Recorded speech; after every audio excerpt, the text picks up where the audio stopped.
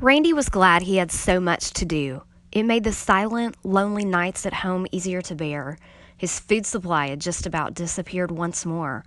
A little peanut butter, some cheese, no cat food. He got free lunch at school. There were usually snacks available after double Dutch practice, and he enjoyed working on the English project with Yolanda and Delia because they ordered pizza or one of their mothers would fix them something to eat. But by the following Saturday, Randy had come to the end of all his money and all the food he had in the house. He knew what he had to do. He sighed, looked at the VCR under the television, and unplugged it. The cat looked at him curiously as he wrapped the cord around the player and headed slowly for the door. He remembered when they had gotten the VCR. It was the best Christmas they'd ever had. He opened the door of Clifford's pawn shop around the corner and set the VCR on the counter. Mr. Clifford, a skinny, wrinkled man with a cigar stuck in one corner of his mouth and glasses perched on the end of his nose, eyed Randy suspiciously. "This is not stolen," Randy began as he walked toward the counter. "I shouldn't have to explain myself, but I guess you get all kinds in here. This belongs to me and my father, and I need some money. My dad is, sick, and we're short on cash. How much can I get for this?" The old man said nothing at first. He looked at Randy with narrowed eyes, staring intently through the purple-rimmed glasses on his nose, apparently evaluating the situation. "How much you need?" he finally asked. "Huh?" Randy was a little surprised. "I thought you offered me what you think it's worth." "If I did that, I'd give you about $15, replied the owner. "How much you need?" he repeated. Randy thought for a minute. $50 would hold us, for a little while. I'll give the folks at the electric company $20, and I'll keep the rest for food."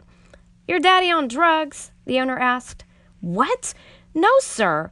I told you, my father is sick, really sick." Randy bowed his head and sighed. He felt sick himself at that moment. He was tired of being alone, tired of making do, tired of pretending that everything was all right when nothing could be further from the truth. "I know your daddy, Winston Youngblood. You look just like him." Mr. Cliff kept staring at Randy. "Ain't seen him around here lately." Randy's head jerked up. "You know my daddy? How?" "Seen him around the neighborhood. He don't come in here much, but I know who he is." "Is everything okay, son?" Mr. Clifford's eyes softened a bit. His voice seemed to offer understanding. Randy was about to cry. He missed his dad so much. "Yeah, everything's fine," he forced himself to say. "Dad's just been sick. He can't work, and I'm trying to help out, that's all." Mr. Clifford took the VCR and put it behind the counter. He continued to look at Randy very closely. "Giving the electric company $20 is like spitting in the ocean. Won't do much good," he said finally. Randy sighed again. "I know. But last night when she called me for the 4th or 5th time, the lady from the electric company told me if I gave him a small payment, she'd keep the lights on for another 2 weeks. I'm sure my dad will be better by then," Randy told him. Mr. Clifford said nothing, but turned to the cash register and took out some cash. He gave Randy a pink form. "Fill this out for me. Don't leave nothing blank." Randy obeyed, trembling a little from nervousness and a little from hunger. He had 87 cents in his pocket. Mr. Clifford took the form, looked at it carefully, and tossed it into a shoebox on the counter. "I have examined the VCR player very closely," he said, although Randy knew he had only glanced at it. "And I find it to be rather valuable, a collector's item. Since I am a businessman, I cannot give you the full value, but I am willing to give you half of what I think it's worth." "$7.50? Randy asked hopelessly. Mr. Clifford ignored him and said sternly, "You may not be aware of this, but your machine is worth over $600. "Really?" Randy asked with astonishment.